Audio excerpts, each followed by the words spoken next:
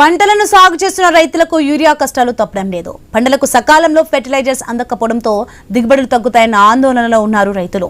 Urea కోసం ఎండనక వాననక క్యూ లైన్లోనే వేచి ఉంటే ప్రభుత్వానికి కళ్ళు కనబడడం లేదా అని ప్రశ్నిస్తున్నారు అన్నదాతలు.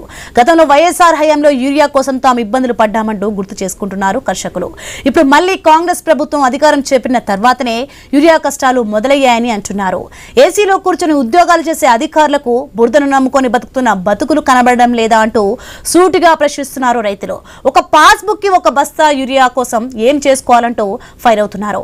ఇలాంటి పరిస్థితుల్లో పంట ఎలా సాగు చేయాలంటున్న రైతుల దగ్గర నుంచి ఐ న్యూస్ ఆదిలాబాద్ ప్రతినిధి శ్రీనివాస్ అందిస్తున్న గ్రౌండ్ రిపోర్ట్ ఇప్పుడు చూద్దాం.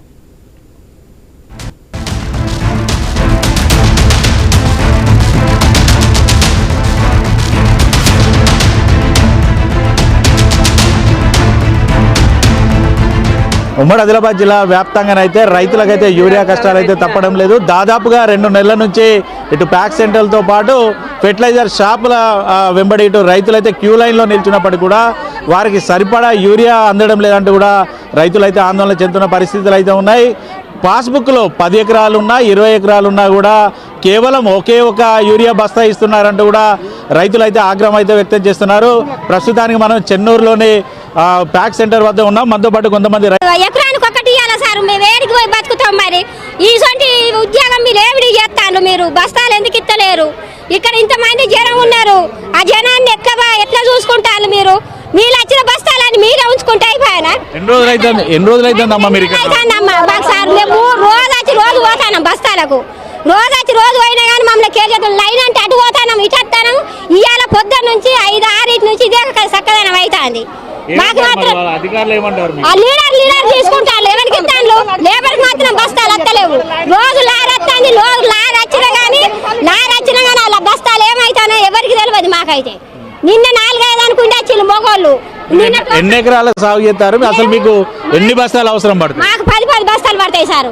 మేము 10 ఎకరాలు చేస్తాను, 10 ఎకరాలు చేసిన 10 బస్తాలు పడాయి. 10 ఎకరాలకు ఒక్క బస్తా ఇస్తారంటే మేము ఏం చేసి బతుకుతాం?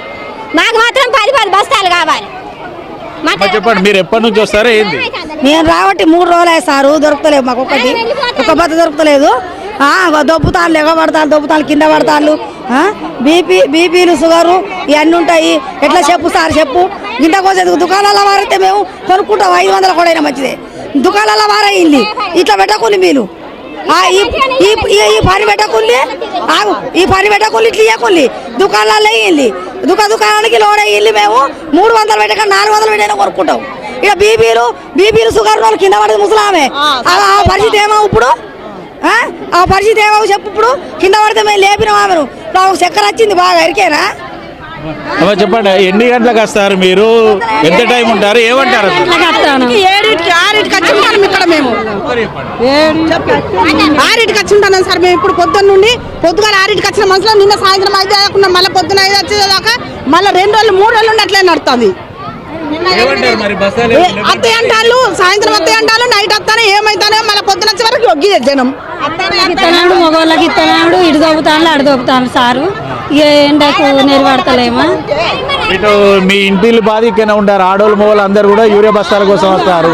మరి ఎట్లా? ఇటు పంటల టైం అయిపోయింది, యూరియా బస్తాలు ఇస్తలేరు. ఏం కోరుతారు మీరు? ఇక మరి ఏం కోరుతాం? ఇక చూస్తాను, ఇదే రోజు వస్తాను పోతాను, ఇదే ఇక్కడ ఉంటే సార్ మా చేనులల్లా పొలాలల్లా మస్తు గడ్డ అవుతుంది.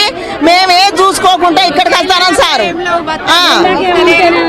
మమ్మల్ని అంతా గాయ చేస్తారు సార్. మిమ్మల్ని మీరు గెలిచి మాకేం లాభం లేదు. ఇప్పుడు ఉన్న బస్తాలు కూడా ఇవ్వకుండా చేసి ఏం చెప్తాడు ఒక మాట, మొత్తం బంద్ చేయాలి. వ్యవసాయం బంద్ చేయమనాలి, లేకపోతే అందరు వాళ్ళు అడక తింటారు, మేము అడక తింటాం. వ్యవసాయం ఎందుకు చేయమంటాడు? ఒక్కొక్క బత్త ఇచ్చి ఎవరు నిల్లు పుచ్చుకుంటాడు. పొద్దుగాల 6కి వచ్చినా ఊరేది బుద్ధి లేదు. అంటే తెలుగు లేదా? ఎవడాడు గెలిచినాడు మమ్మల్ని గోస పోసుకుంటాడు. 10 ఎకరాల భూమికి ఒక్క బత్త ఇస్తాడా? ఇంతకుముందు ఎకరాకు ఒక బస్తా ఇచ్చారు, ఇప్పుడు ఎన్ని ఎకరాలు ఉన్నా ఒకటే బస్తా ఇస్తా అంటారు.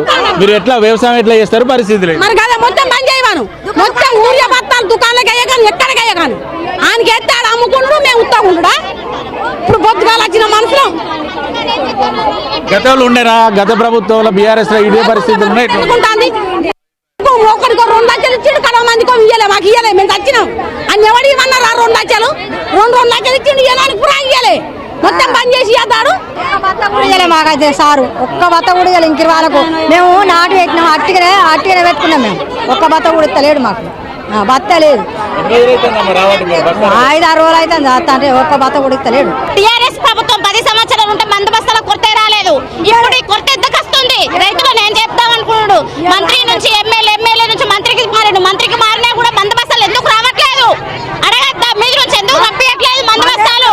చిన్న నాటు పెట్టి 15 రోజులు అవుతుంది, మందు మొత్తానికి వేయలేదు. ఎట్లా పెట్టిన పొలం అట్లనే ఉన్నది. ఇప్పుడు ఇంతమంది రైతులు ఎంత కొట్లాట పెట్టుకుంటారు. కొంతమంది కింద పడిపోయిన ముసలి వాళ్ళు, వాళ్ళ పరిస్థితి ఏంటిది?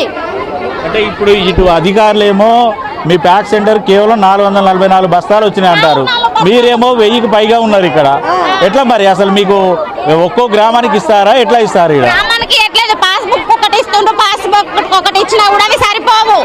ఈ మొత్తం మంది కొట్లాట కొద్ది చెంటలు పట్టి ఎక్కడో పడిపోతారు. వీళ్ళకి పరిష్కారం ఏంటిది అసలు? ఏం కోరుతారు మరి మీరు ప్రభుత్వాన్ని? మాకు యూరియా సరఫరా తొందరగా రావాలి, రైతులకు అందుబాటులోకి ఉండాలి. ఈ లొల్లులు కాకుండా ప్రతి సెంటర్ కు ఊరూరికి సెంటర్ ఉంటే ఆ సెంటర్ పంపియండి. మరి చెప్పండి. ఎందుకట్లా చెన్నూరు అయితే చేస్తారు బాగా, చెన్నూరు మంచిగా అన్ని రావాలి, సౌకర్యాలు ఉండాలి. మరి అట్లా తక్కువ మాకు మేము ఏం చేసి కడతాం? పొలాలు నాటు పెట్టి 15 రోజులు అవుతుంది. ఇది బాగా కట్టలేవు, మాకు మందు లేదేమి లేదు.